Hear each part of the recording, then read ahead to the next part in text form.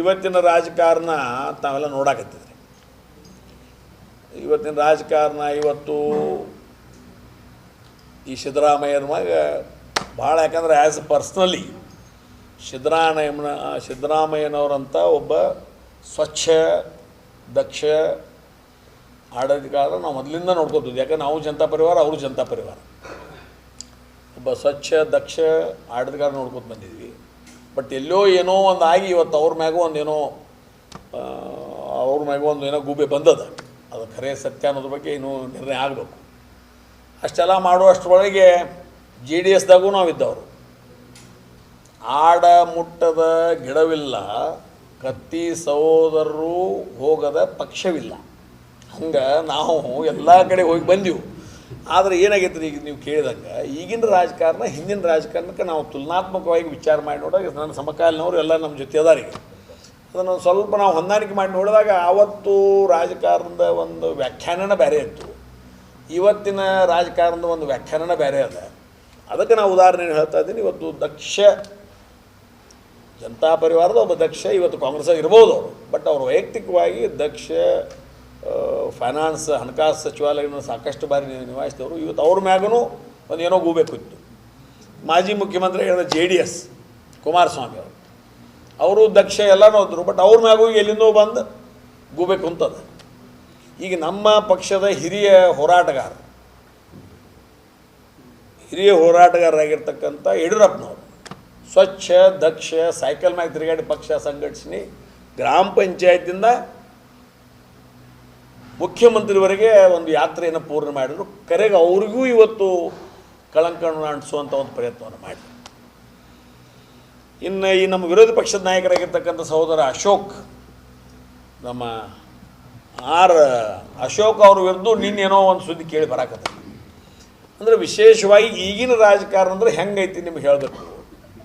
ಯಾರೂ ತಾವು ಬೆಳಿಬೇಕಂತ ಪ್ರಯತ್ನ ಮಾಡಕತ್ತಿಲ್ಲ. ಯಾರು ಬೆಳೆದಾರ ಅವ್ರನ್ನ ಕಟ್ ಮಾಡಿದ್ರೆ ವಿಷಯ ಮುಗೀತು. ಈಗ ಎರಡು ಗೆರೆ ಇರ್ತಾವೆ. ನಿಮ್ಮದು ಸ್ಪರ್ಧಾತ್ಮಕವಾಗಿರ್ತಕ್ಕಂಥ ರಾಜಕಾರಣ ಇದ್ರೆ ನೀವು ಬೆಳಕ್ಕೆ ಪ್ರಯತ್ನ ಮಾಡಿರಿ, ಇವನಕ್ಕಿಂತ ಹೆಚ್ಚು ನೀವು ಬೆಳಕ್ಕೆ ಪ್ರಯತ್ನ ಮಾಡಿರಿ. ಈಗ ಇಷ್ಟ ಇರ್ತೀರಿ, ಇಲ್ಲೇ ಇರೋದಪ್ಪ ನನಗೇನು ಬೆಳೋ ಪ್ರಯತ್ನ ಇಲ್ಲ, ಇದನ್ನ ಕಟ್ ಮಾಡಿಬಿಡಾಕತ್ತಾರೆ.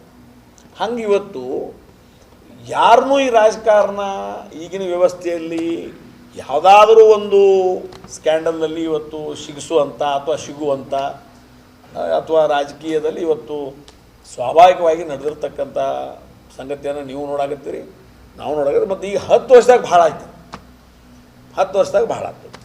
ಮತ್ತು ಯಾರೋ ಏನೇ ಹೇಳಿ, ಯಾವುದೇ ಪಕ್ಷದವ್ರು ಏನೇ ಹೇಳಿ, ಕಾಂಗ್ರೆಸ್ ಇರ್ಬೋದು, BJP ಇರ್ಬೋದು, JDS ಇರ್ಬೋದು, ಇನ್ನೊಂದಿರ್ಬೋದು, ಮತ್ತೊಂದಿರ್ಬೋದು, ಇವತ್ತು ಸಂಪೂರ್ಣವಾಗಿ ಜಾತಿಮಯವಾಗಿರ್ತಕ್ಕಂಥ ರಾಜಕಾರಣ ಇವತ್ತು ಬಂದದ. ಇವತ್ತು ಯಾವ ಪಕ್ಷ ತತ್ವ ಸಿದ್ಧಾಂತ ಯಾರೂ ನೋಡಕತ್ತಿಲ್ಲ. ಎಲ್ಲ ಪಕ್ಷಗಳು ನೋಡಿಬಿಟ್ರು. ಈ ಮಣ್ಣಿದ ಒಂದು ವ್ಯಾಖ್ಯಾನ ಮಾಡಿದರು. ನಮ್ಮ ನೀವು ತೆಗೆದ್ರೆ ನಿಮ್ಮನ್ನು ನಾವೆಲ್ಲ ತೆಗಿತೀವಿ ಅಂದರು. ಅಂದರೆ ಅದರ ಅರ್ಥ ಅವರು ಮಾಡಿದಾರೆ ಇವರು ಮಾಡಿದಾರೆ ಅನ್ನಂಗೆ ಆಯ್ತು. ನಮ್ಮ ವಿಷಯಗಳನ್ನ ನೀವು ಕೆಣಕಿದರೆ ನಿಮ್ಮ ವಿಷಯಗಳನ್ನು ನಾವು ಕೆಣಕುತ್ತೇವೆ. ಇಟ್ ಮೀನ್ಸ್ ಅವ್ರು ರೂಲಿಂಗ್ದಾಗಿದ್ದಾಗ ಅವ್ರು ಮಾಡಿದ್ದನ್ನು ಇವ್ರು ಒಪ್ಕೊಂಡಾರ. ಈಗ ಅವ್ರು ರೂಲಿಂಗ್ದಾಗ ಬಂದಾರ, ಇವ್ರು ಅಪೋಸಿಷನ್ದಾಗ ಅದಾರ, ಅವ್ರು ಮಾಡಿದ್ದನ್ನು ಇವ್ರು ಒಪ್ಕೊಳಕತ್ತಾರೆ. ಅಂದರೆ ಒಟ್ಟು ನಾವು ಏನು ಮಾಡ್ತೀವಿ ಮಾಡ್ಕೊತ ಹೋಗ್ತೀವಿ, ಅಂಡರ್ಸ್ಟ್ಯಾಂಡಿಂಗ್ ಮ್ಯಾಗ ಮಾಡ್ಕೊತ ಹೋಗ್ತೀವಿ, ನೀವು ಜಗತ್ತೆಲ್ಲ ನೋಡ್ಕೊತಿರ್ಲಿ ಅನ್ನೋ ಅಂತ ಲೆಕ್ಕದಾಗ ಅದಾರ. ಇನ್ನು ಈ ಸಂದರ್ಭದಾಗ ರಾಜಕಾರಣ ಮಾಡಬೇಕು ಮಾಡಬಾರ್ದು ಅನ್ನೋದು ವಿಚಾರ ಮಾಡುವಂಥ ಒಂದು ಪರಿಸ್ಥಿತಿ ನನಗೆ ವೈಯಕ್ತಿಕವಾಗಿ ನನ್ನ ಮುಂದೆ ಐತಿ. ಅದನ್ನು ಹಿರಿಯರ ಜೊತೆ ಏನೋ ಚರ್ಚೆ ಮಾಡಿ ಅದ್ರ ಬಗ್ಗೆ ತೀರ್ಮಾನ ತಾಲೂಕಿನ ಜನ, ಯಾಕಂದ್ರೆ ಇದನ್ನೆಲ್ಲ ಇಷ್ಟೆಲ್ಲ ದಿವಸ ನಾವೆಲ್ಲ ಅಣ್ಣ ತಮ್ಮ ಬೆಳಿಬೇಕಾದ್ರೆ ನನ್ನ ತಾಲೂಕಿನ ಜನ ಇವತ್ತು ಅದಕ್ಕೆಲ್ಲ ಕಾರಣೀಭೂತರು. ನಾವೆಲ್ಲ ಚರ್ಚೆ ಮಾಡೋದ್ರ ಮುಖಾಂತರ ಏನು ಮಾಡಬೇಕು, ಹೆಂಗೆ ಮಾಡಬೇಕು ಅದು ಮಾಡಿ ಹಿರಿಯರು ಇನ್ನೂ ಅದಾರ. ನಮ್ಮ ಎಲ್ಲ ಪಕ್ಷದಾಗ ನಮ್ಮ ಹಿರಿಯರು ಅದಾರ. ಅವ್ರನ್ನೂ ಕೇಳಿ ಸಲಹೆ ಸೂಚನೆ ಕೇಳಿ ಮುಂದೆ ಹೆಂಗೆ ಕತ್ತಿ ಕುಟುಂಬ ಹೆಂಗೆ ಯಾವ ರೀತಿ ಮುಂದುವರಿಬೇಕು ಅನ್ನೋದ್ರ ಬಗ್ಗೆ ನಿರ್ಣಯ ನಾವು ಮಾಡ್ತೀವಿ. ಮತ್ತು ಯಾವುದಕ್ಕೂ ಇವತ್ತು ಕತ್ತಿ ಕುಟುಂಬ ರಾಜಕಾರಣದಾಗಿದ್ರೂ ತಮ್ಮ ಸೇವೆಗೆ ಸದಾ ಬದ್ಧವಾಗೈತಿ. ರಾಜಕಾರಣದಾಗ ನಾವು ಇಲ್ಲದೆ ಹೋದ್ರೂ ನಾವು ಸದಾ ಸೇವೆಗೆ ಬದ್ಧರಾಗಿದ್ದೀವಿ. ಮತ್ತು ನಮ್ಗೆ ರಾಜಕಾರಣದಾಗ ಭಾಳ ಆಸಕ್ತಿ ಇಲ್ಲ, ಸಮಾಜಕಾರಣದಾಗ ಆಸಕ್ತಿ ಇದೆ. ಎಲ್ಲರೂ ತಪ್ಪಾಕತ್ತಿದ್ರೆ ತಿಳಿಸಿ ಹೇಳಬೇಕು. ಸಮಾಜದಲ್ಲಿ ಒಂದು ತಿಳಿಯಾಗಿರ್ತಕ್ಕಂಥ ವಾತಾವರಣ ಇರಬೇಕು. ಮತ್ತು ಸಮಾಜ ಬೆಳೆದಾಗ ನಾವು ಬೆಳೆದ ಜೊತೆಗೆ ಸಮಾಜವನ್ನು ಬೆಳೆಸಬೇಕು. ಈ ರಾಜಕಾರಣಕ್ಕಿಂತ ಸಮಾಜಕಾರಣ ಮಾಡುವಲ್ಲಿ ಹೆಚ್ಚಿನ ಆಸಕ್ತಿ ಐತಿ. ಆ ನಿಟ್ಟಿನಲ್ಲಿ ಮುಂದಿನ ನಿರ್ಮಾಣದಲ್ಲಿ ಎಲ್ಲರ ಜೊತೆ ಚರ್ಚೆ ಮಾಡಿ ನಿರ್ಣಯ ಮಾಡ್ತೀನಿ ಅನ್ನೋ ಮಾತನ್ನು ಹೇಳ್ತೀನಿ.